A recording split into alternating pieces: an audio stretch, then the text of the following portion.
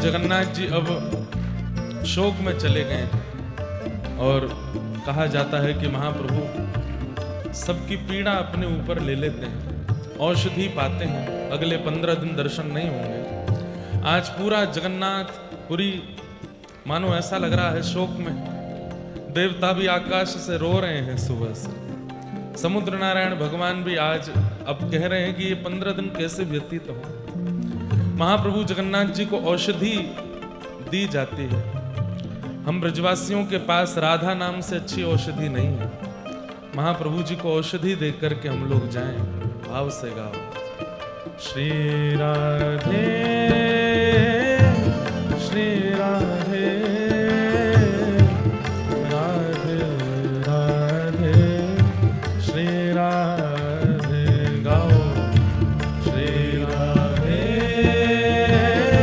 श्री राधे राधे राधे श्री राधे, बोलो श्री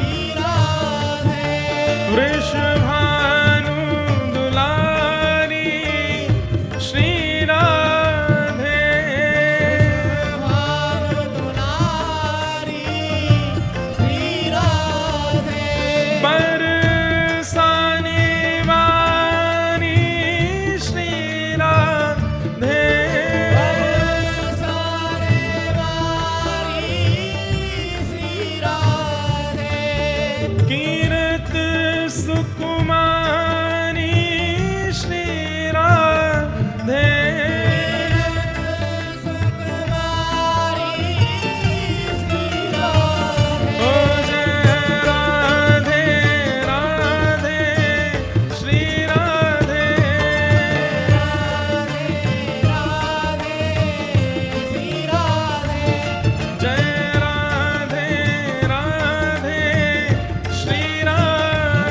श्री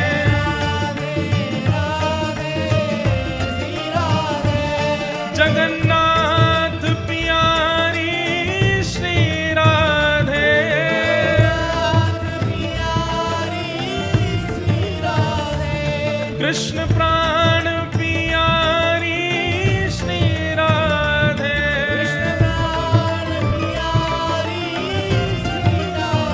ओ जय राधे राधे श्री राधे,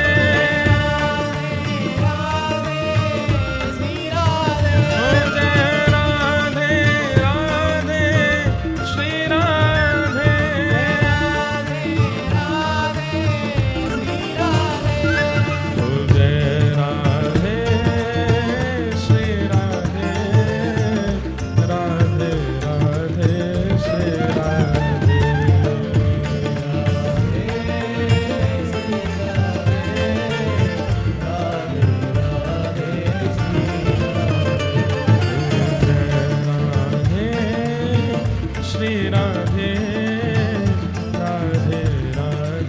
श्री राधे,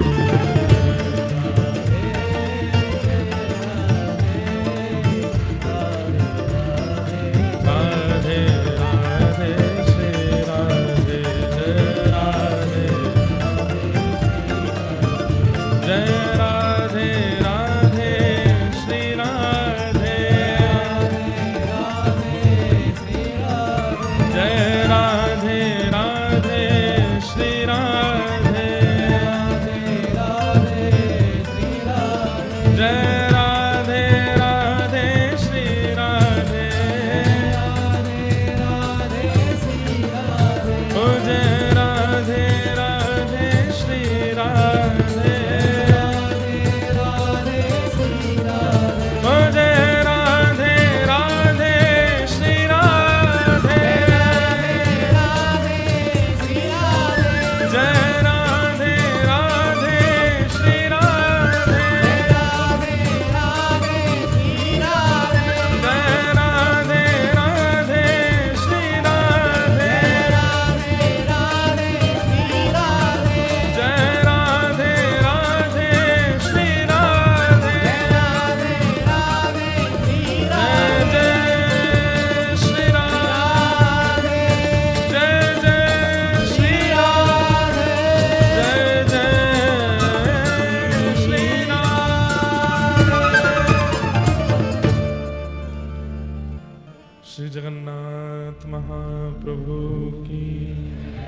बलभद्र सुभद्रा महारानी की, श्री सुदर्शन जी महाराज की, नील चक्र की, नीलाचल धाम की, महोदधि समुद्र नारायण भगवान की,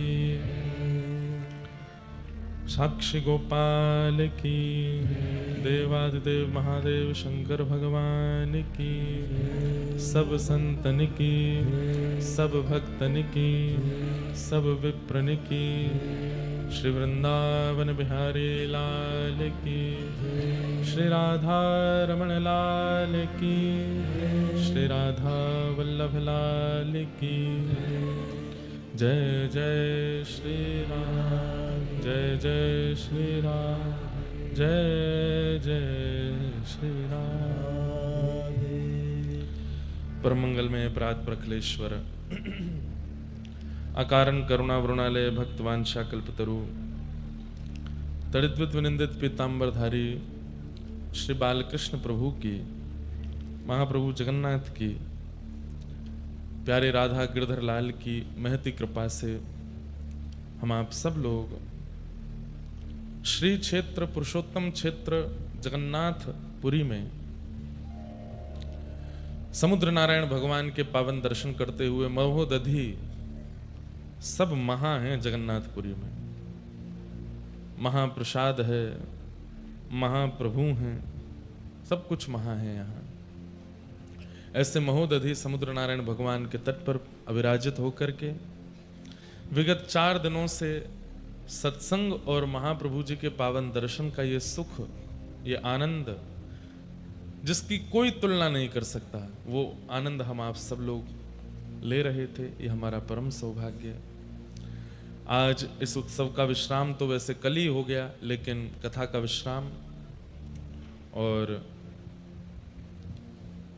महाप्रभु जगन्नाथ जी अब अनवसर में हैं।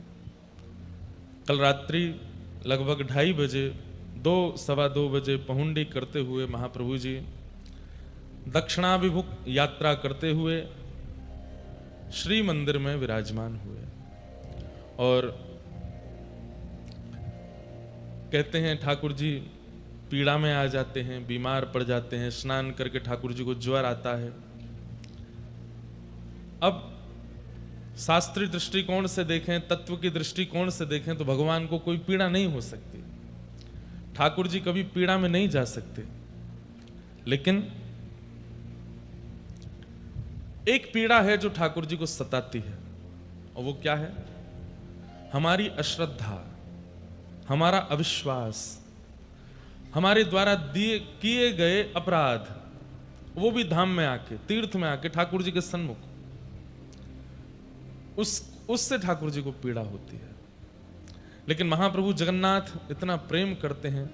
कोई बात है वहां पे, आप बार बार इशारा कर रही हैं, स्क्रीन नहीं दिख रही है तो कोई बात नहीं, आप जाके बोल दो, बीच में बोलेंगे तो कथा रुकती है।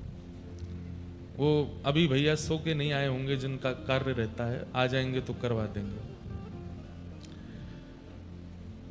हमारी बात ध्यान से सुनिए, क्योंकि समय कम है और हमको बातें बहुत करनी है आपसे। महाप्रभु जी को सबसे बड़ी पीड़ा क्या होती है कि कोई श्री क्षेत्र में आने के बाद पुरी में आने के बाद, महाप्रभु जी के दर्शन करने के बाद, महाप्रसाद पाने के बाद, सब वैष्णवों का संग करने के बाद, कथा श्रवण करने के बाद, इतना सब कुछ होने के बाद भी किंचित अविश्वास यदि ठाकुर जी के प्रति उसको होता है तो यह पीड़ा महाप्रभु जी को सताती है। इस क्षेत्र में आने के बाद, इतनी कृपा का अनुभव करने के बाद मेरा कल्याण होगा कि नहीं होगा, ये संशय जो उस व्यक्ति को होता है, ये पीड़ा महाप्रभु जी को सताती है। जलाभिषेक, रथारूढ़ नंद नंदन का दर्शन करने के बाद, इतना सब कुछ प्राप्त हो जाने के बाद भी उसको संशय है, ये पीड़ा महाप्रभु जी को सताती है। और उस पीड़ा को महाप्रभु जी अपने ऊपर लेकर के आगामी 15 दिनों के लिए शांत हो जाते हैं, मौन हो जाते हैं।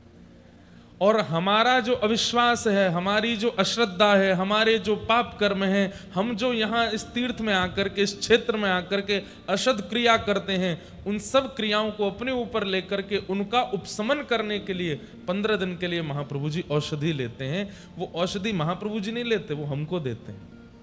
आपकी अश्रद्धा दूर हो, आपका अविश्वास दूर हो, आपने जो तीर्थ में जाकर के अपराध किया वो दूर हो, उसका नाश हो। इसलिए महाप्रभु जी अनवसर में चले जाते हैं। ऐसा देव कौन हो सकता है? हे कृष्ण द्वारिका वासिन क्वासी क्वासी महाभुज। ये महाभुज कुंती और द्रौपदी दोनों ने इनका नामकरण किया है। द्रौपदी कह रही है महाभुज उत्तरा और द्रौपदी। उत्तरा कहती है जगतपते, आप जैसा दयालु कौन हो सकता है? अहो वकीयम स्तन कालकूटम जिगांक्षया पाययदप्य साध्वी लेभे गतिम धातृचिताम ततोन्यम कंबा दयालुम शरणम व्रजेम। कितने दयालु दर्शन देख करके। अभी मैं आज आपको कल जो हमने अनुभव किया उसके बारे में पूरी बात, क्योंकि पहले दिन तो हमने केवल महाप्रभु जी के प्राकट्य की बात सुनी। अब महाप्रभु जी के स्नान दर्शन करने से, स्नान वेदी पर दर्शन करने से आदि आदि उसका पूरा महात्मा सुबह से ही पढ़ रहा था, इतना अद्भुत, अभी सुनाऊंगा। लेकिन कितने दयालु, दर्शन देकर के, उत्सव करके, रथ आरूढ़ होकर के, सब क्रियाएं करके केवल हमारा पाप उपशमन ही करते हैं ठाकुर जी। उसके बाद भी हम इतने पापी हैं कि हमारे पाप रह जाते हैं, तो ठाकुर जी को वो पाप अपने ऊपर लेके पीड़ा में जाना पड़ता है। हम इतने पापी। कलयुग में व्यक्ति क्रिया के पाप कम कर रहा है, मानसिक पाप ज्यादा कर रहा है, बौद्धिक पाप ज्यादा कर रहा है, विचारों के पाप ज्यादा कर रहा है। खड़े तो चकानैन के सामने हैं, लेकिन मन में वहां पर भी कुछ ना कुछ असद भाव चल रहा है, तब ठाकुर जी को पीड़ा होती है। और साल भर की हमारी ये समस्त पीड़ाएं जो हम यहां आकर के ठाकुर जी को देते हैं, ठाकुर जी उसको अपने ऊपर धारण करके 15 दिन के लिए अनवसर में चले जाते हैं। आज महाप्रभु जी का दर्शन नहीं है, 15 दिन दर्शन नहीं होंगे। इस विषय में इंद्रद्युम्न राजा पूछ रहे हैं कि भगवान की 15 दिन की अनवसर कैसे, क्या नियम होने चाहिए। तब ब्रह्मा जी उत्तर देते हुए कहते हैं, 10 पंच दिनानैवं वासां वर्ण दृष्टितम कर्तव्यम तंत्र किम कर्मम वक्तव्य कमलासन।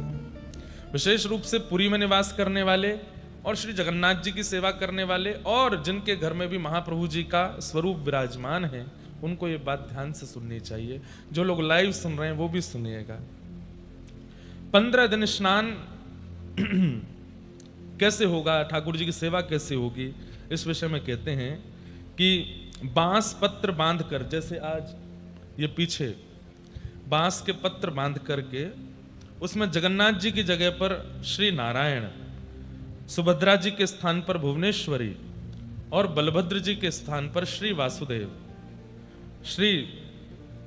वासुदेव जी को विराजमान करना चाहिए और इनका ही अर्चन और दर्शन करना चाहिए। महाप्रभु जगन्नाथ जी यदि किसी के घर में भी विराजमान हैं, उन्हें भी प्रयास करना चाहिए, आज महाप्रभु जी का मुख ढक दीजिए, अगले 15 दिन तक दूध का भोग लगाइए, औषधि दीजिए।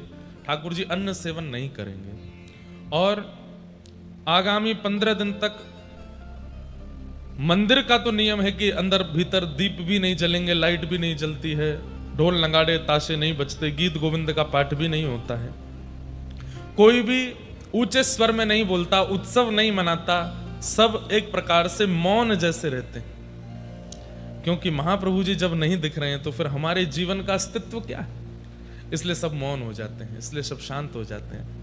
लेकिन गीत गोविंद का पाठ क्योंकि चारों धामों में होता है, बद्री विशाल में भी होता है, द्वारिका में भी होता है, दक्षिण में भी होता है, इसलिए गीत गोविंद का भी यहाँ पर सब आप नृत्य दर्शन कर रहे थे। तो मंदिर के बाहर अपने घरों में गीत गोविंद गा सकते हैं, लेकिन महाप्रभु जी का मंदिर में गीत गोविंद का गान नहीं होता। ऊंचे स्वर में कोई बात नहीं करता। महाप्रभु जी की सेवा करने वाले थोड़े से पीड़ा में रहते हैं। क्यों? वैसे थोड़ा क्यों कहें, ज्यादा ही पीड़ा में रहते हैं। हमारे चकानयन महाप्रभु दिख नहीं रहे हैं, हम कैसे प्रसन्न रह सकते हैं। और ठीक 15 दिन बाद महाप्रभु जगन्नाथ जी की रथ यात्रा से ठीक एक दिन पहले नयन उत्सव होता है। उसको क्या कहते हैं? नयन उत्सव। दर्श बिन दुखन लागे नैन, दर्श बिन दुखन लागे। अच्छा, कई जगह महाप्रभु जगन्नाथ जी के बड़े विचित्र चित्र बना दिए जाते हैं कि महाप्रभु जी कार्टून के रूप में या किसी रूप में। देखो, महाप्रभु जी के रूप का भी भाव रखना चाहिए। महाप्रभु जी के सिर पर पट्टी रखी है, डॉक्टर उनकी नबज चेक कर रहे हैं, महाप्रभु जी के आगे काढ़ा रखा है, थर्मोमीटर में 100 से ऊपर लाइन जा रही है। ऐसे चित्र नहीं बनाने चाहिए। वो बहुत अंतरंग भाव है महाप्रभु जी का। कोई व्यक्ति पीड़ा में है, शोक में है, आप उसका बाहर अगर इस प्रकार से पोस्टर बनाए तो वो सामान्य व्यक्ति भी होगा तो उसको बुरा लगेगा। महाप्रभु जी हम सब वैष्णव। अच्छा, एक बात तो मैंने कह दी कि हम सब लोगों के पाप को ठाकुर जी अपने ऊपर लेते हैं, हम सब के द्वारा की गई असत क्रियाओं को ठाकुर जी अपने ऊपर ले। पर एक बात और मेरे को लगती है कि स्नान पूर्णिमा की रात्रि को ही वैष्णव अपने अपने घर लौटने लग जाते हैं। तो हम सब भक्त दर्शन करके वापस जाते हैं तो हमारी याद में भी ठाकुर जी बीमार पड़ते हैं, अपने भक्तों की याद में कि अब ये सब जा रहे हैं, अब ये सब मुझसे। क्योंकि स्नान पूर्णिमा आने वाली है तो पहले ही 1 सप्ताह पहले, 10 दिन पहले से भीड़ आ जाती है। जगन्नाथपुरी में खूब भीड़ होती है, महाप्रभु जी का उत्सव होता है। और अभी चंदन यात्रा होके चुकी, फिर उसके बाद में अधिक मास भी निकला है, फिर अभी रुक्मणी कृष्ण विवाह उत्सव भी हुआ। इतनी भीड़ आई, इतने वैष्णवों का दर्शन करके महाप्रभु जी चकाचक हो गए थे। लेकिन जैसे ही पहुंडी करके महाप्रभु जी भीतर गए, लोग बाग रात्रि में ही अपने घर को प्रस्थान करते हैं, तो महाप्रभु जी उसके भी शोक में आ जाते हैं कि मेरे सब वैष्णव जा रहे हैं। इस भाव से भी शायद महाप्रभु जी एकांत में चले जाते हैं। तो इसलिए उन दिनों में कुछ ऐसा भाव नहीं करना चाहिए। जहां कहीं भी जगन्नाथ जी का स्वरूप है, चित्रपट है, चित्रपट तो रख सकते हैं, लेकिन बाकी कई स्वरूप हों उनको ढक देना चाहिए। और केवल प्रार्थना करो कि महाप्रभु जल्दी मिलो। जब से तुम बिछुड़े पिए मोरे, जब से तुम बिछुड़े, ने कहूं पायो न चैन, ने कहूं दर्श बिन दुखन लागे नैन, दर्श बिन दुखन लागे। कल महाप्रभु जगन्नाथ जी के स्नान दर्शन कितने लोगों ने किए? सब नहीं किए। कोई रह तो नहीं गया था? कोई रह गए थे क्या? कौन कौन ने नहीं किया? हाथ ऊपर करो। मतलब आप दर्शन ही नहीं करने गए? कल गए नहीं, मंदिर के सामने ही नहीं गए? कोई बात नहीं, जो करके आए हैं उनको देख लो, उसी से ही आपको पुण्य फल प्राप्त हो जाएगा।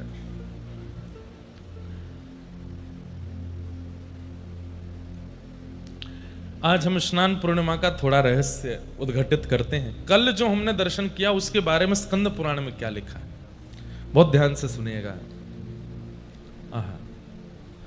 न तस्य पाप संबंधम आत्मनि प्रभविष्यति, यात्रा कृत विधम वक्षे शृणुध्वं मुनयः परम। जो व्यक्ति सर्वतीर्थमयात् कूपाद् उद्धतेन सुगंधिना वारिणा स्नाप्यमानं तु यो ज्येष्ठा पश्यते हरिं। महाप्रभु जगन्नाथ जी जब अपने ज्येष्ठ अभिषेक के लिए स्नान वेदी पर विराजमान होते हैं, उस समय जो व्यक्ति उनका दर्शन करता है उसके शरीर में किसी भी प्रकार का पाप नहीं रहता। ये बात आप मान लीजिए। इस प्रकार यहां वर्णन किया। अब आप लोग गिनती करना, स्नान दर्शन करने के कितने महत्व बताए गए। यहां पर एक एक विषय मैंने कल अनुभव किया। अभी ये परसों ही हमको स्कंद पुराण प्राप्त हुआ, 2-3 दिन पहले। स्कंद पुराण से बाहर कुछ भी नहीं होता। महाप्रभु जगन्नाथ जी के मंदिर में, चाहे वे हमारे यहाँ के पंडा पुजारी हों, चाहे सेवायत हों, यहाँ के गजपति महाराज हों, स्कंद पुराण में एक एक बात लिखी है, वैसे ही होता है सब कुछ। क्या लिखा है कि सनई सनई स्ततो निर्ण्यु हरिम हलिपुरसरम ब्राह्मणा क्षत्रिया वैश्या राज्ञां सम्मानिताद्रता चमरैस्तालवृन्तैश्च विजयमानं निरन्तरं पुराकृताङ्गलेपं तं विष्णोरंगानहाप्येत। आप कह रहे हैं कि स्नान ज्येष्ठ पूर्णिमा के दिन, जिस दिन महाप्रभु जगन्नाथ जी का जन्म तिथि है, ठाकुर जी की प्राकट्य तिथि है, उस दिन सब तीर्थ में जलों को एक रात्रि पूर्व अधिवासन करने के बाद में, उनको सुगंधित करने के बाद में, सुबह सबसे पहले तरंतर बलभद्र जी को आगे करके, सुभद्रा जी को मध्य में करके, और अंत में कृष्ण स्वरूप श्री जगन्नाथ जी को लेकर के चलना चाहिए। किन किन को उस यात्रा में रहना चाहिए महाप्रभु जी के आसपास? बोले राजा जिनको नियुक्त करें सम्मान से, ब्राह्मण क्षत्रिय वैश्य जो राजा के द्वारा नियुक्त हैं महाप्रभु जी की सेवा में, वे सब चमर बजाते हुए, नाद करते हुए, खूब नृत्य करते हुए, महाप्रभु जी की पहुंडी करते हुए उनको स्नान वेदी की ओर लेकर के जाएं। फिर वर्णन क्या कर रहे हैं? अब इसमें बहुत छोटी छोटी बात लिखी है कि बड़ी सावधानी का इतने यहां पर वर्णन है कि इतनी सावधानी रखनी चाहिए कि महाप्रभु जी को किसी प्रकार का कष्ट ना हो, महाप्रभु जी को किसी प्रकार की पीड़ा ना हो। यदि किसी के द्वारा महाप्रभु जी को पहुंडी के समय पीड़ा होती है, सब सेवायतों के लिए लिखा है, तो फिर उसका वंश पर भार पड़ता है, उस राज्य का कल्याण नहीं होता है, आदि आदि सब बातें यहां पर लिखी गई हैं। नर के नियताम वासो भवे तेषाम दुरात्मना। अरे कहते हैं कि महाप्रभु जी जब पहुंडी करते हुए जा रहे हैं, उस समय उनको कोई अगर दारू ब्रह्म ना मान करके कुछ और विचार करता है कि अरे ये परमात्मा कैसे हैं, ये भगवान कैसे हैं, या कोई उनके बारे में कुछ भी मन में दुर्भाव लेकर के आता, उसका नरकवास हो जाता है। साक्षात पर ब्रह्म हैं, उनके प्रति किसी भी प्रकार का दुर्भाव मत लेकर के आओ। निर्मितायाम प्रकृति कृतो पुरा मनवंतरादिषु। अच्छा देखो, अब आज एक नई बात और पढ़ने में आई, हमको समझने और सुनने योग्य बात है। महाप्रभु जगन्नाथ जी कितने पुराने हैं? जिस मनवंतर में हम लोग रह रहे हैं, सतयुग त्रेता द्वापर कलयुग, सतयुग त्रेता द्वापर कलयुग, ये चतुर्युगी जब 71 बार बीत जाती है, 71 टाइम्स जब ये सतयुग त्रेता द्वापर कलयुग निकल जाते हैं, तब एक कल्प पूर्ण होता है। ऐसे कुछ कल्पों में एक मनवंतर पूर्ण होता है। जिस मनवंतर में हम लोग हैं, इस मनवंतर की एक चतुर्युगी जब निकल गई थी, मतलब सतयुग त्रेता द्वापर कलयुग एक बार जब प्रस्थान हो गया, उसके बाद पुनः जब सतयुग आया, उस सतयुग की प्रथम ज्येष्ठा माने की जो कल तिथि थी, उस पर महाप्रभु जगन्नाथ जी विराजे। अभी जो हम चल रहे हैं, अब ये मेरे को, अब ये तो आचार्यों से पूछना पड़ेगा, अभी कितनी चतुर्युगी बीत चुकी हैं जब से पृथ्वी बनी है? कोई है यहाँ पे? कितनी त्रिपाठी जी संकल्प करते हैं, कितनी चतुर्युगी बीत चुकी हैं? सौम्या भाई को पता होगा। हाँ, अभी वैवस्वत मनु का राज्य चल रहा है ना, यहां पर लिखा है कि स्वारोचिष मनु नाम के मनु थे, तब महाप्रभु जगन्नाथ जी प्रकट हुए। अभी वैवस्वत मनु है, मतलब एक मनवंतर तो निकल चुका है, महाप्रभु जगन्नाथ जी को प्रकट हुए। भगवान कृष्ण का अवतरण पिछले द्वापर में हुआ, इस कलयुग से पहले जो द्वापर आया। तो यहां पर क्या लिखा है, मेरे पढ़कर के रोंगटे खड़े हो गए। क्या? वैवस्वतेन्तरे सप्तविंशो चैव चतुर्युगे द्वापरान्ते समायातो तदा कृष्णार्जुनो भुवै। पिछले द्वापर में जब भगवान कृष्ण प्रकट हुए, तब अर्जुन को भगवान ने एक दिन बैठ करके कहा, चलो तुम्हें अपने एक रूप का दर्शन करा के लाता हूं। और महाप्रभु जगन्नाथ जी का दर्शन करने के लिए भगवान कृष्ण यहां आए और 3 दिन तक यहां विराजमान रहे। व्रत नियम अनुष्ठान करते हुए भगवान कृष्ण ने भी महाप्रभु जगन्नाथ के दर्शन किए। अब लोगों में एक बात की भ्रांति और संशय हो जाता है, क्या जगन्नाथ जी कृष्ण नहीं है? कृष्ण अवतार भी एक बार नहीं होता, हर द्वापर में भगवान कृष्ण प्रकट होते हैं। लीलाओं में थोड़ा थोड़ा संशोधन करते रहते हैं। पूर्व में ठाकुर जी एक द्वापर लीला में कृष्ण बन के प्रकट हो चुके हैं, उसके बाद महाप्रभु जगन्नाथ जी का रूप प्रकट हुआ है। तो लेकिन इस द्वापर में जो पूर्व की द्वापर है, तब श्री कृष्ण और अर्जुन यहां आए हैं और आकर के भगवान का दर्शन किया, और केवल दर्शन नहीं किया, क्या लिखा है, त्रिदिनानि स्थितावत्र व्रतस्तथो मधुसूदनम। 3 दिन यहां रहे, और 3 दिन कैसे रहे, बोले व्रत नियम करके, जो श्री क्षेत्र के नियम उन सबका पालन किया। भक्त्या संपूज्यतम स्थित्वा जगमत्तु द्वारकाम पुनः। 3 दिन यहां रह करके महाप्रभु जी का दर्शन करने के बाद तब भगवान कृष्ण लौट करके द्वारिका गए। आप जिन महाप्रभु जी का दर्शन कर रहे हैं, इनके सामने आकर के हमारे वृंदावन वाले लाला भी ऐसे प्रणाम करते हैं, अपने ही रूप को आप ही पूजे आप पुजावे। ये तो एक अद्भुत बात पढ़ने में आई कि यहां पर भगवान कृष्ण भी दर्शन करने आए। महाप्रभु जगन्नाथ जी बहुत पुराने हैं, कोई वर्णन नहीं कर सकता कि करोड़ वर्ष हैं, लाख वर्ष हैं, अरब वर्ष हैं, कितने। साक्षात परब्रह्म जगत नियंता जगदाधार जिनसे ये सृष्टि चल रही है, वो इस वक्त कहां है, मंदिर में विराजमान, वही महाप्रभु जगन्नाथ, उनमें कोई अंतर नहीं है। तो इसलिए इन महाप्रभु जी की पहुंडी करते समय, इन महाप्रभु जी का दर्शन करते समय सेवायतों को भी बहुत ध्यान रखना चाहिए, महाप्रभु जी को कष्ट ना हो, महाप्रभु जी को किसी प्रकार की पीड़ा ना हो, और दर्शनार्थियों को भी ध्यान रखना चाहिए कि किसी भी प्रकार का अपराध आपसे ना बने। बहुत ध्यान से सब लोग सुनो। इस प्रकार भगवान की पहुंडी करते हुए उनको स्नान वेदी तक लेके जाना चाहिए।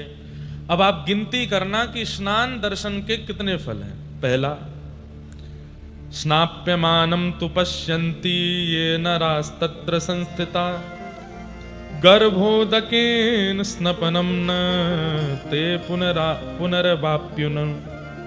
जो मनुष्य स्नान काल में भगवान का दर्शन करता है, उसको पुनः मातृ गर्भ में नहीं आना पड़ता, उसी समय निश्चित हो जाता है कि ये उसका अंतिम जन्म है, अब वह दोबारा धरती पर नहीं आएगा।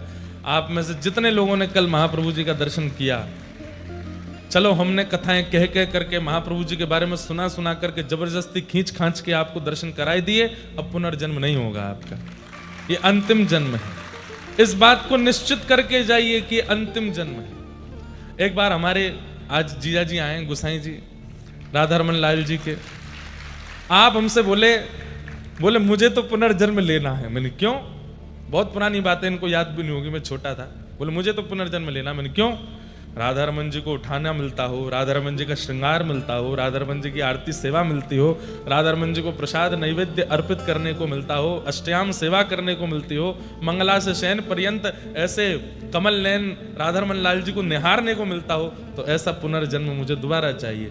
लेकिन आज मैं उस बात का संशोधन कर दूं, ये जन्म नहीं है, ये तो कृपा है। जन्म तो वो है जो संसार के विषयों में पढ़ते हैं, जिनको चिंता रहती है कि हमको कल के लिए कमाना है, परसों के लिए कमाना है, पत्नी के लिए कमाना है, बच्चों के लिए व्यवस्था करनी है, अपने घर बार करना है, ये करना है, वो करना है, जिनकी चिंता में पूरा संसार है, वो जन्म लेते हैं। लेकिन जिनकी चिंता में महाप्रभु है, राधारमन लाल, वो जन्म थोड़ा ही है, वो तो कृपा है। जन्म नहीं होगा, कृपा हो सकती है।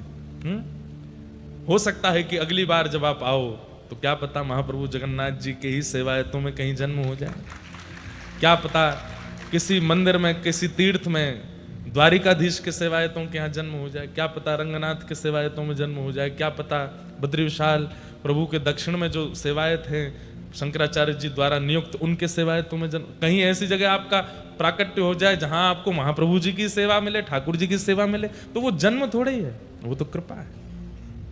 जन्म तो तब है जब चिंता में पूरी दुनिया है, कैसे खाएंगे, कैसे पिएंगे, कैसे रहेंगे। लेकिन सेवायतों को भी चिंता रहती है, लेकिन चिंता किस बात की रहती है? महाप्रभु जी को क्या खिलाएंगे, महाप्रभु जी को कहां पहुंचाएंगे, महाप्रभु जी का कैसे उत्सव करेंगे। महाप्रभु चिंता में केवल ठाकुर जी हैं, वो तो कृपा है, वो जन्म नहीं।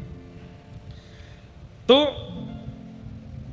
अगर महाप्रभु जी का स्नान दर्शन करते हैं तो पुनर्जन्म नहीं होता है। दूसरा, गिनती करते जाइएगा, ज्येष्ठ स्नानम भगवतो ये पश्यन्ति मुदान्विताः न ते भवाब्धो मज्जन्ति यात्रा सूत कंठ मानसा।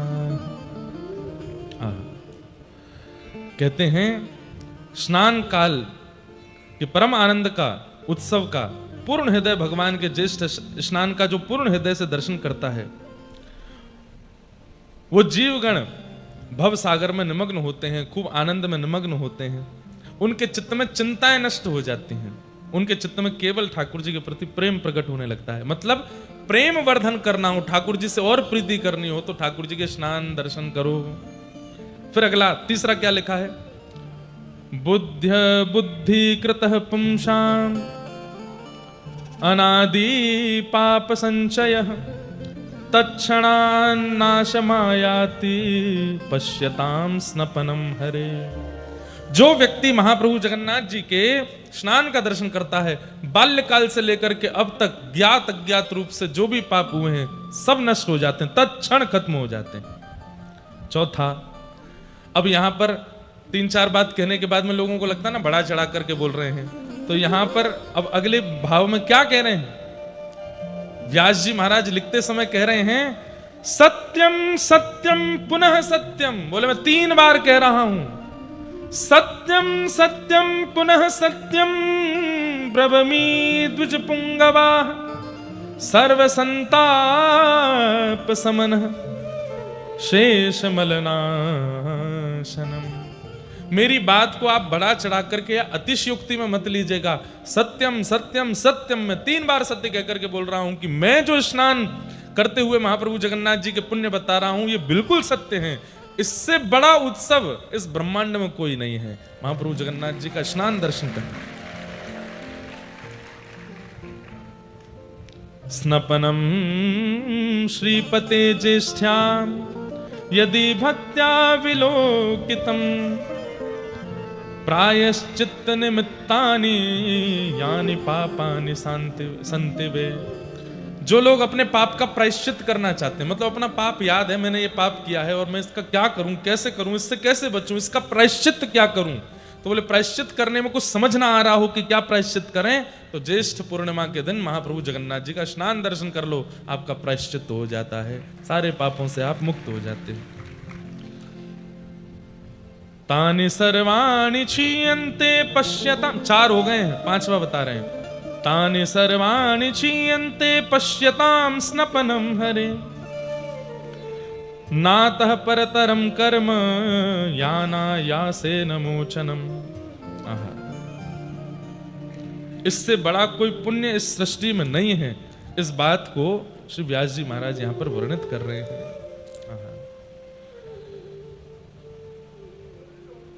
और क्या क्या लिखा है? महाप्रभु जगन्नाथ जी के दक्षिणाभिमुख दर्शन कर श्री स्नान वेदी पर दर्शन करने से क्या होता है? व्यक्ति पवित्र होता है, समस्त यज्ञों का फल मिल जाता है, जितने भी अनुष्ठान वो जीवन में करना चाहता है या कर नहीं पाया है उन सब का फल मिलता है, महादान का फल प्राप्त होता है, करोड़ों ब्राह्मणों को भोजन कराने का फल प्राप्त होता है। लो है गो भंडारों का, आप 100 200 500 को ब्राह्मणों को खिलाओगे, लेकिन कोटि ब्रह्म को प्रसाद पवाने का, महादानानि दत्तानि भोजिता कोटिशो द्विज, करोड़ ब्राह्मणों को भोजन कराने का फल प्राप्त होता है स्नान वेदी पर महाप्रभु जगन्नाथ का दर्शन करने से। करोड़ों ब्राह्मण भोजन, गया आदि तीर्थों में करोड़ों पिंडदान, मतलब सारे पितृ भी मुक्त हो गए कल महाप्रभु जी का दर्शन करके, सबका पिंडदान भी हो गया। पुण्य काल में तीर्थ स्थानों में अधोरदयादि योग सहित करोड़ों तीर्थों में करोड़ों बार स्नान करने का भी फल प्राप्त हो जाता है। और इससे ऊपर क्या बोले आपको? स्नातानि तेन भो विप्रा य पश्येत स्नपनम हरे कोटि तीर्थेषु कोटिश, मतलब गंगा जी, यमुना जी, कावेरी, सरजू जी आदि आदि आदि आदि जितनी भी नदियां हैं, जितने भी तीर्थ हैं, जितने भी कुंड हैं, जितने भी सरोवर हैं जहां पर एक डुबकी लगाने का भी फल होता है, उन तीर्थ कुंड सरोवरों में भी 1 करोड़ बार स्नान करने का फल एक बार में प्राप्त होता है महाप्रभु जी को स्नान दर्शन करने से। बताओ इतना पुण्य देने वाले कोई देव है? और किस लिए दे रहे हैं? कि हम पाप मुक्त रहें, ताकि पाप मुक्त रहेंगे तो मृत्यु के बाद उनको प्राप्त कर लेंगे, केवल हमारे लिए। महाप्रभु जी इतना योग बल देते हैं। भगवान के स्नान धरने से श्रेयस्कर कर्म किसी शास्त्र मार्ग में दृष्ट नहीं होता, यह भी लिखा है। सत्यम सत्यम पुनः सत्यम, दूसरी बार आया यह श्लोक, सत्यम सत्यम पुनः सत्यम ब्रवीमि द्विज पुंगवा नातः श्रेयस्करम कर्म शास्त्र दृष्टे प्रतिष्ठितम। मैं फिर से कह रहा हूं कि मैं सत्य बोल रहा हूं, सत्य बोल रहा हूं, सत्य बोल रहा हूं। इतना पुण्य किसी शास्त्र में और किसी भी क्रिया को, किसी भी पुण्य कर्म को करने से प्राप्त नहीं होगा जो स्नान वेदी पर महाप्रभु जगन्नाथ के स्नान दर्शन करने से प्राप्त होता है। अब हमको तो यह लग रहा है हर स्नान पूर्णिमा पे जगन्नाथ जी के पास ही आ जाया करें, सबको दर्शन करावें, अपने लाल जी का यहीं स्नान उत्सव करें, महाप्रभु जगन्नाथ जी का स्नान दर्शन करें, हैं हर साल कर लें। क्या होगा फिर? इतने पुण्य आ जाएंगे हम पे कि हमको दूसरों को दान करना पड़े, ले हमारे पुण्य ले ले भाई। लेकिन एक बात, ये करोड़ करोड़ शब्द सुनकर के आप लोग कहीं भूल मत जाना कि अब तो हम सारे पापों से मुक्त हो गए। एक बात बोलें, हम इस पृथ्वी पर खड़े हैं, यहां जन्म लेकर के आए हैं, इसका मतलब हमारे पाप भी अधिक हैं। हमारे पापों की कोई गणना नहीं है, हमारे पापों की कोई गिनती नहीं है। इसलिए महाप्रभु जी ने खोल दिए कि भाई मेरा एक दर्शन कर लो, स्नान दर्शन कर लो, कोटि पुण्य प्राप्त होगा। क्यों? क्योंकि तुम्हारे पाप तो खरबों में हैं, तुम्हारे पाप तो जाने कितने हैं, थोड़े तो कम होंगे। इसलिए कहीं फूल मत जाइएगा कि अब तो हम मुक्त हो गए। कहीं फ्लाइट में, ट्रेन में स्पर्श मत करना, हमारे अंदर बहुत ज्यादा पुण्य है, ऐसा नहीं करना। हमारे पाप तो इतने हैं कि ऐसा लगता है समुद्र में से केवल एक जग भर के जल निकाल दिया होगा, समुद्र अथा तो अभी भी भरा पड़ा है। इसलिए कहीं एक बार स्नान दर्शन करने के बाद आप मन बना लो कि बस अब तो हो गया सब, अब कुछ करने की आवश्यकता नहीं। ठीक है, पुनर्जन्म नहीं होगा, पुनर्जन्म, लेकिन पूर्व के भी तो नष्ट करने। तो हर साल जब तक जीवित हो स्नान दर्शन करते ही रहो। ठाकुर जी के रथ आरूढ़ होने का दर्शन उसकी अलग महिमा है, लेकिन कह दें तो कोई अतिशयोक्ति नहीं, किंचित तनिक ज्यादा महिमा ठाकुर जी के स्नान दर्शन की है। ये बात तो यहां पर स्वयं कह रहे हैं, नातः श्रेयस कर्म कर्म शास्त्र दृष्टे, इससे श्रेष्ठ कर्म शास्त्र में मुझे दिखता नहीं है। भगवान को स्नान करते हुए देखना, प्रतिष्ठितम। आहा, अब एक बात बहुत पते की, यदेव पुण्य मुदितम स्नान दर्शन कर्मणि। अगली बार, अभी तो हमने खंड खंड में कथा की, थोड़ा सा भगवान के प्राकट्य की कथा सुना दी, इंद्रद्युम्न राजा का थोड़ा थोड़ा प्रसंग सुना दिया, आज जैसे स्नान उत्सव सुना दिया। अगली बार अगर कोई क्रम जगन्नाथपुरी का बनेगा, आद्योपांत आपको भगवत कृपा से, जगन्नाथ जी कृपा से स्कंद पुराण सुनाएंगे, पुरुषोत्तम महात्मा पूरा सुनाएंगे, बिल्कुल प्रारंभ से विश्राम तक एक एक बात क्या लिखा है, कैसे, बहुत अद्भुत है। ये तो सबको पता होना चाहिए। ऐसी बात हमको पढ़ने के बाद मन में आने लगी।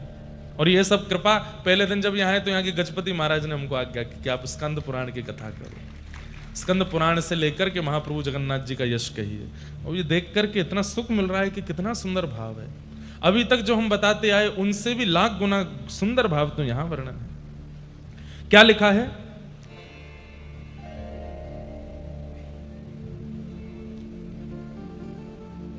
स्नान दर्शन। अब कई लोगों के मन में संशय आ गया कि महाप्रभु जगन्नाथ जी के ऊपर जब जल पधराया जा रहा था वो दर्शन स्नान दर्शन है, या पहुंडी करके महाप्रभु जगन्नाथ जी जब स्नान वेदी पर विराजते हैं तब से लेकर रात्रि तक कभी भी दर्शन किया जाए उसको स्नान दर्शन माना जाता है। ये संशय मन में आ गया। तब कह रहे हैं, यदेव पुण्य मुदितम स्नान दर्शन कर्मणि तत्फलम वापनोति दृष्ट्वा मंचस्तमुच्यतम। बोले कि ठाकुर जी पहुंडी करके जब आते हैं और जैसे ही स्नान वेदी पर बैठते हैं और जब तक स्नान वेदी पर बैठे हैं तब तक दर्शन करना वो स्नान दर्शन ही है, उसका समान फल है। क्योंकि कई लोगों को चिंता हो गई कि हमने तो महाप्रभु जी के स्नान के समय नहीं किए दर्शन। लेकिन स्नान वेदी पर कितनी भी देर महाप्रभु बैठे उस समय जब जब आप दर्शन कर रहे हो उसका पुण्य अतीत है। अब एक प्रश्न और, क्या? एक एव जगन्नाथ, एक एक जगन्नाथ त्रिधा तत्र स्थितो द्विजा, एकैकस्यापि स्नपनं दर्शनम मुक्ति मुद्दितम।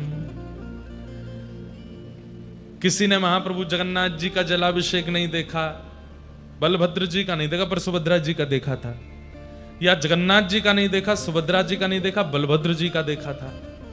हम लोगों के मन में आता है कि जगन्नाथ जो हैं वो केवल कालिया ठाकुर हैं, उन्हीं का दर्शन, उन्हीं का स्नान वही फल देगा।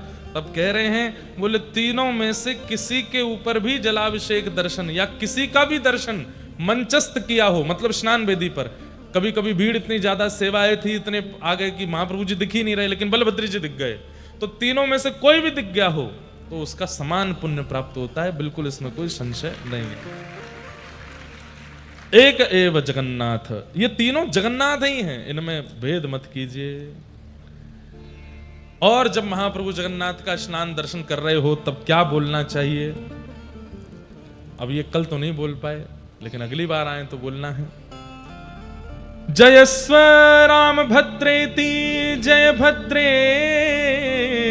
यो वदेत, जय कृष्ण जगन्नाथ जयेत्युच्चारयेन् मुदा। क्या बोलना चाहिए? एक बार, हे कृष्ण जगन्नाथ, जब महाप्रभु जगन्नाथ का दर्शन करो, हे कृष्ण जगन्नाथ। हे राम, जब बलराम जी का दर्शन करो तब भुजा उठा करके हे राम, और मध्य में विराजमान हे सुभद्रे, ये 3 बार उच्चारण करना चाहिए। आपकी जय हो, आपकी जय हो, आपकी जय हो, जय जयकार हो। ये श्लोक बोलते हुए स्नान काल में भगवान के सन्मुख ये मंत्र उच्चारण करते रहना चाहिए। अभी हमारे पंडा जी आए थे जो मंच पर आके, वृंदावन के पंडा वही हैं, वृंदावन के लगभग सबके पंडा वही हैं।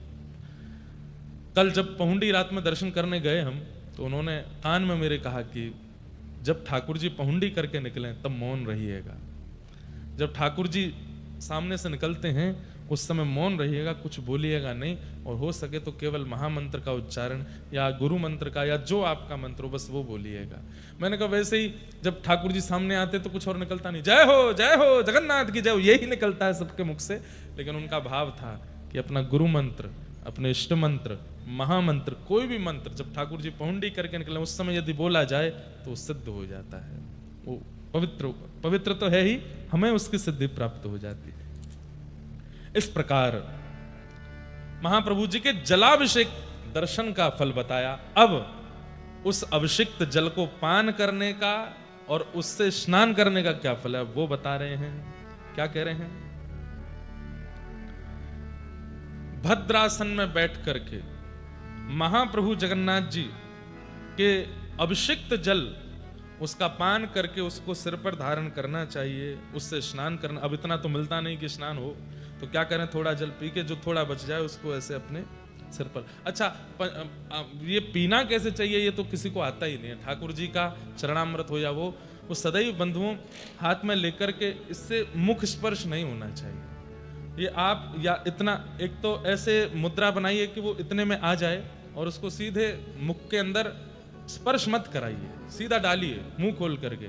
मुख में जाएगा, थोड़ा मुख पे लग जाएगा, उसको मुख पे पहुंच लीजिए।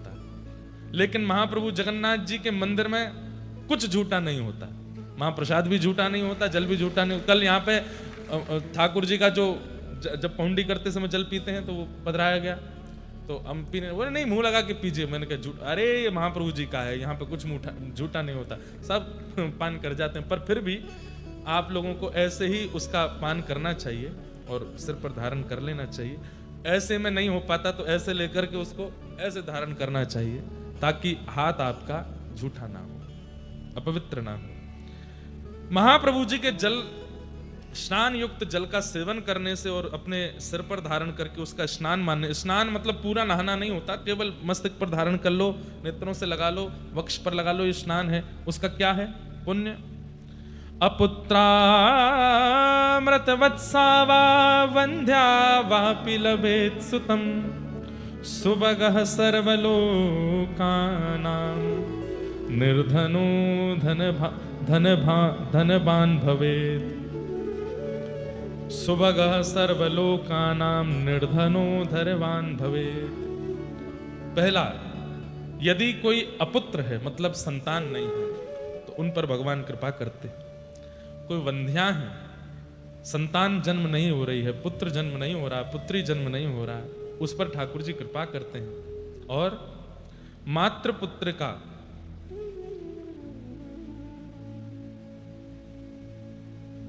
पुत्र प्राप्त होगा, पुत्री प्राप्त होगी। और जो निर्धन व्यक्ति है उसको धन प्राप्त होगा, उस पर भगवत कृपा बनी रहेगी।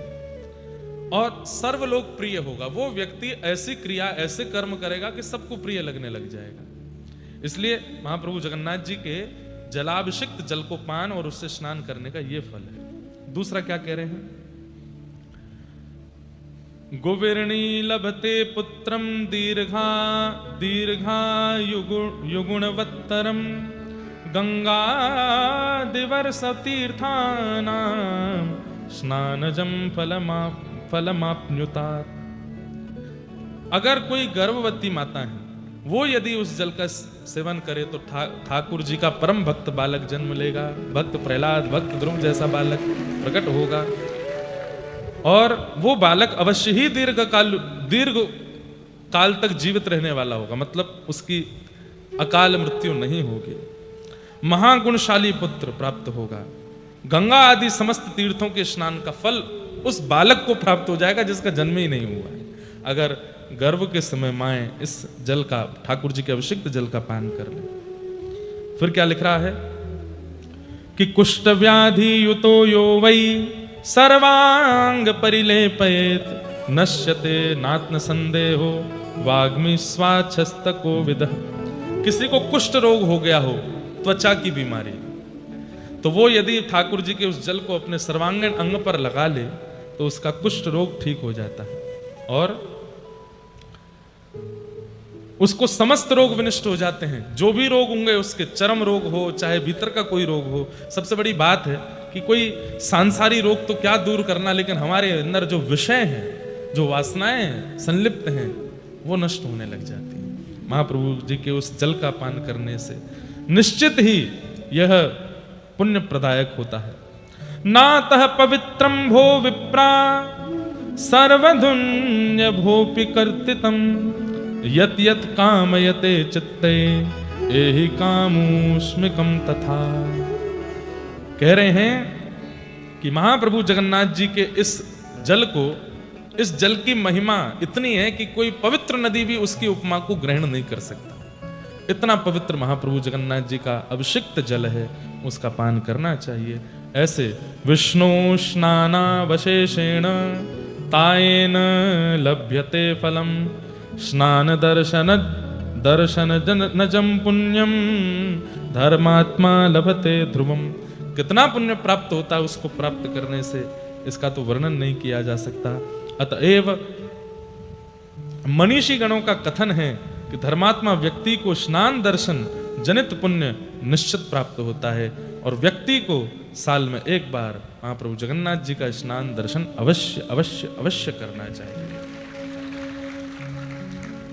इस प्रकार महाप्रभु जगन्नाथ जी का स्नान दर्शन होता है। अब एक पन्ना पलट ही रहा था मैं, तो मैंने एक बात और पढ़ी, एक बात और सुनी। वो क्या? कितनी सुंदर बात।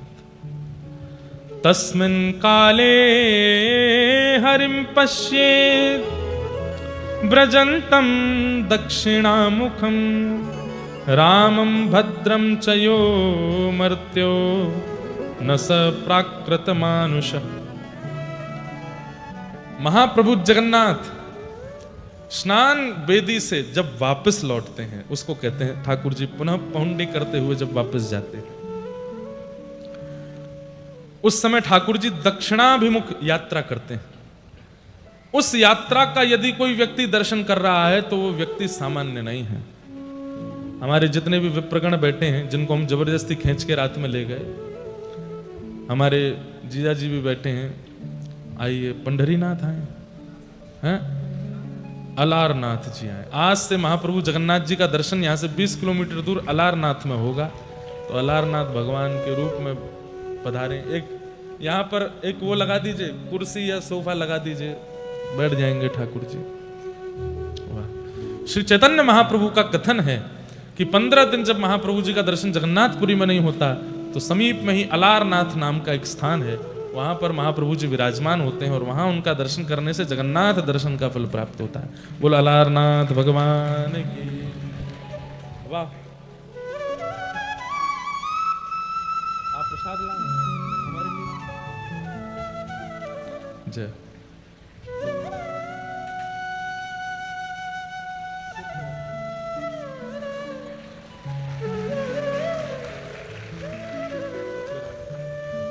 यही ऊपर करवा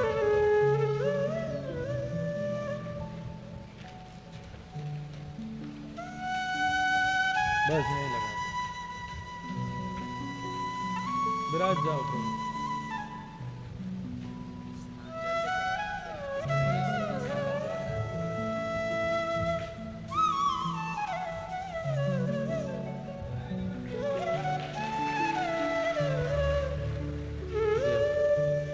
महाप्रभु जगन्नाथ जी का आप सबकी ओर से स्नान जल प्राप्त हुआ है, तो अब इतना तो वितरण नहीं कर पाएंगे, आप सबकी तरफ से हमें पा लेते हैं।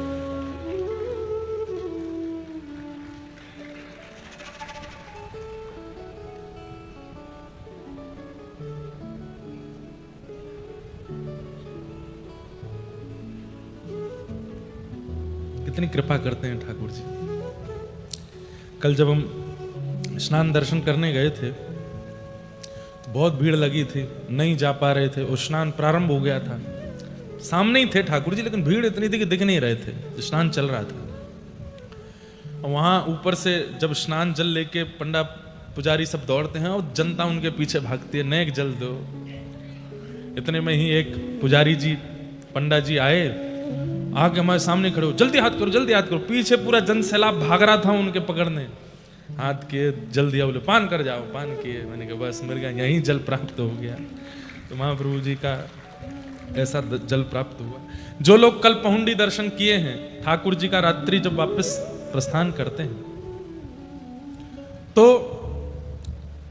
महाप्रभु जगन्नाथ जी जब स्नान वेदी पर विराजमान होते हैं, स्नान वेदी से जब वापस मंदिर की ओर मुड़ते हैं तब दक्षिणाभिमुख यात्रा करते हैं। तो एक बार ठाकुर जी जब स्नान वेदी से उतर करके जब इधर की ओर देखते हैं तब ठाकुर जी दक्षिणाभिमुख होते हैं। उस समय ठाकुर जी का यदि कोई दर्शन कर रहा है तो तस्मिन् काले हरिम पश्येत व्रजंतम दक्षिणामुखम रामम भद्राम च यो मर्त्यो न स प्राकृत मानुषः। वो प्राकृत, वो सामान्य मानव नहीं है जो उस समय ठाकुर जी का दर्शन कर रहा है। तो जिन जिन को हम खींच के ले गए थे रात में, हमको तो बलभद्र जी का दर्शन पहुंडी करने के बाद में फिर हम वापस आ गए थे, क्योंकि स्वास्थ्य थोड़ा अनुकूल नहीं लग रहा था, सुबह कथा कहनी थी। लेकिन मुझे दिक्कत नहीं है, मैं तो फिर भरपाई कर लूंगा, मैं रथ यात्रा में फिर से आ जाऊंगा, कैसे भी आ जाऊंगा। मैं तो कहीं भी मैं तो कर लेता हूं, महाप्रभु जी की कृपा कर दे। और ये मुझे विश्वास, अभिमान नहीं है, विश्वास है कि वो फिर से बुला लेंगे। तो मैं तो निकल गया था, लेकिन बाकी सबको मैं रोक के गया। मैंने कहा अभी बलभद्र जी गए, सुभद्रा जी जगन्नाथ जी आएंगे, दर्शन करके ही लौटना, इसका फल सामान्य नहीं हो सकता। महाप्रभु जी पहुंडी करते हैं, उसका बहुत बड़ा फल है। क्या फल है अब यहां वर्णन कर रहे हैं। भगवान की दक्षिण मुखी यात्रा देखने के लिए जो व्यक्ति खड़ा रहता है, धर्म शास्त्र समूह में जो कुछ धर्म कार्य वर्णित हैं वे सब उस समय उसको हो जाते हैं, उसको प्राप्त हो जाते। जितने भी धर्म कार्य शास्त्रों में वर्णन किए गए हैं, संध्योपासन का, गायत्री अनुष्ठान का, तीर्थ यात्राओं का, सुंदर नदी स्नान का। कल ठाकुर जी की पहुंडी दर्शन की कितनों ने थे हाथ ऊपर करना, रात्रि में जब वापस लौट रहे थे। आप लोग भी हाथ ऊपर कीजिए। और कौन था हमारे परिकर में से, हाँ, जिनको खींच खींच के ले गए थे हम, आप सबने किए। भगवान की दक्षिण मुखी यात्रा देखने के लिए जो व्यक्ति खड़ा रहता है, धर्मशास्त्र समूह में जो कुछ धर्म कार्य वर्णित हैं वे सब उस समय उसको प्राप्त हो जाते हैं। जो मनुष्य स्नात भगवान मुरारी के दक्षिणाभिमुख गमन काल में दर्शन करता है वह स्नान दर्शन हेतु समस्त पुण्यों को प्राप्त कर ले। मतलब पूरे दिन दर्शन नहीं कर पाए, रात्रि में दक्षिणाभिमुख ठाकुर जी का दर्शन कर लेते हैं, तो पूरे दिन दर्शन, सामने खड़े रह के दर्शन करने का जो फल पंडा पुजारियों को प्राप्त हो रहा है, वो रात्रि की पहुंडी देखने से प्राप्त हो जाता है। इतना फल ठाकुर जी के सुंदर उस भाव का यहां पर बताया गया है।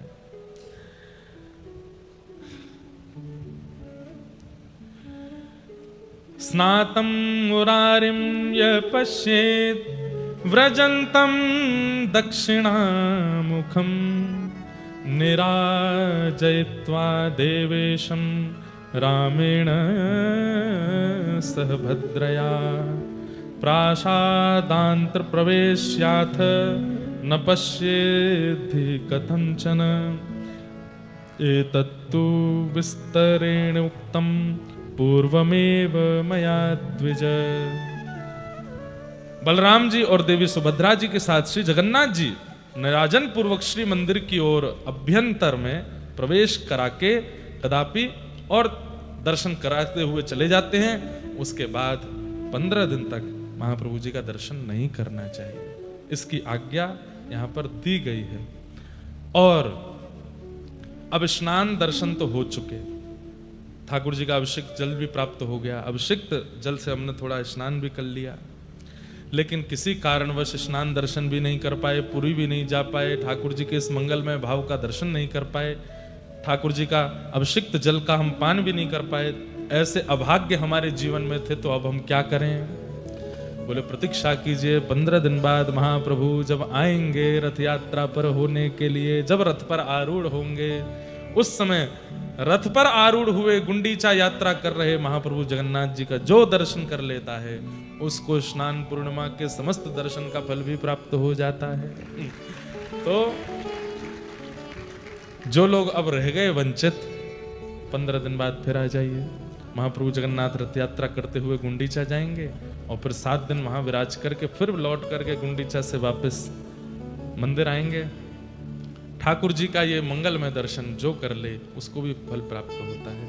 इस प्रकार स्कंद पुराण युक्त पुरुषोत्तम महात्मा में स्नान पूर्णिमा के दर्शन का अद्भुत फल बताया गया, जो हम लोग श्रवण कर रहे थे, उन्हें हम बारंबार प्रणाम करते हैं और आप सबको बहुत बहुत धन्यवाद और धन्य भाग्य कहते हैं कि आप सब ने इस मंगल में स्नान पूर्णिमा पर महाप्रभु जी का दर्शन किया।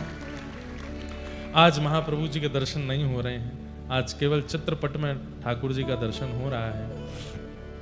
जब कल रात्रि ठाकुर जी वापस मंदिर की ओर प्रस्थान कर रहे थे, मैं तो सुबह पूछा कि महाप्रभु जगन्नाथ जी की पहुंडी कैसे हो रही थी, क्या हो रहा था? बोले महाराज जी सब रो रहे थे। जब महाप्रभु जी पुनः मंदिर को जा रहे थे, उस समय सबके नेत्र सजल थे, क्योंकि अब 15 दिन तक नेत्र दर्शन नहीं होंगे। तो मन में एक भाव आ रहा था। हमारे यहाँ जब होली विश्राम होती है 40 दिन की, हमारे व्रजवासी गाते हैं, जब ठाकुर जी रंग खेलते हुए वापस बरसाने से नंदगांव प्रस्थान करते हैं, तो बरसाना के लोग गाते हैं। वही बात महाप्रभु जगन्नाथ जी के लिए मन में आ रही थी। बहुत दिनन तक दूर मत जइयो,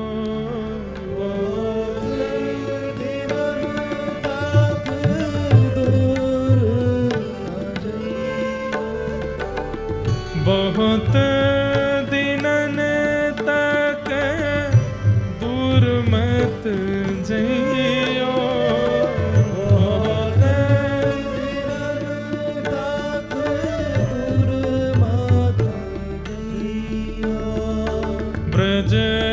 ब्रजवासिन को मत तड़पइयो,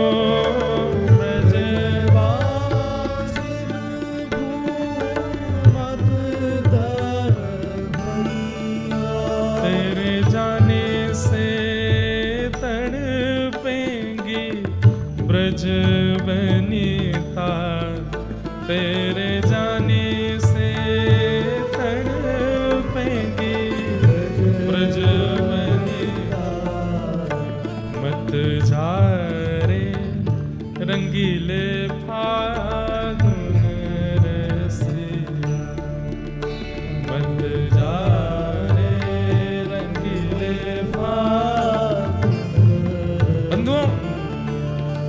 बार जब पहुंडी दर्शन करने आओ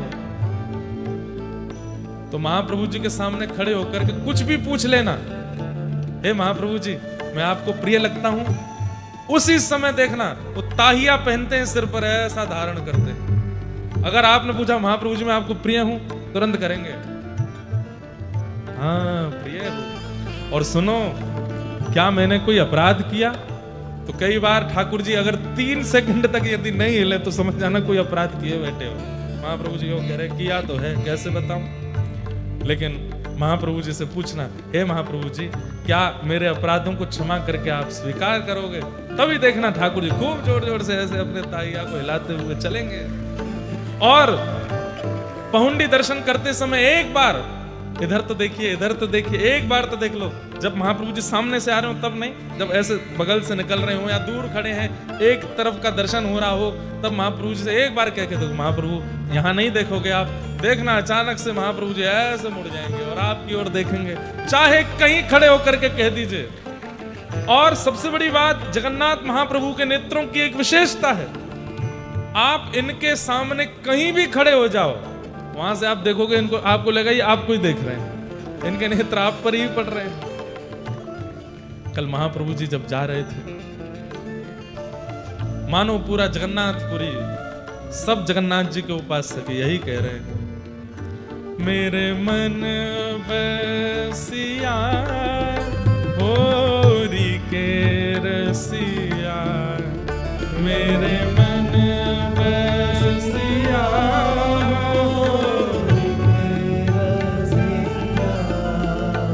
मेरे मन बसिया होरी के रसिया, मेरे मन बसिया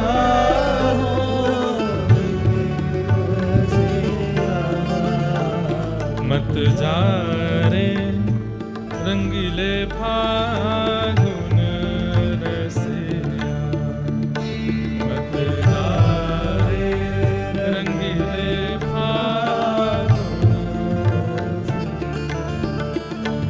मत जा रे रंगीले फागुन रसिया, मत जा रे रंगीले फागुन रसिया, मत जा रे रंगीले फागुन रसिया, मत जा